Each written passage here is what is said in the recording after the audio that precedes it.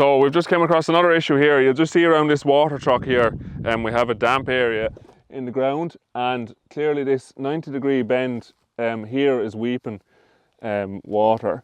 So we just want to take that out and replace it with an Agriflow fitting here now.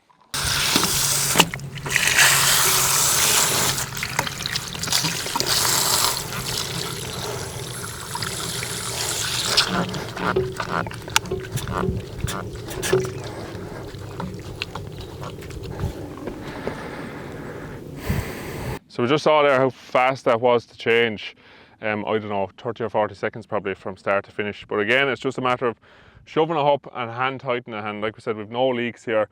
The pipes weren't recut, they're still scored, and the pipe is still being stretched there. So this one is not on a very good angle when you look down on top.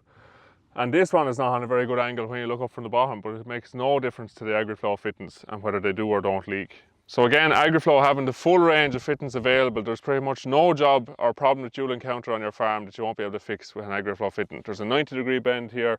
We've looked at straight fittings being done, we've looked at blanks. They all work the same extremely well.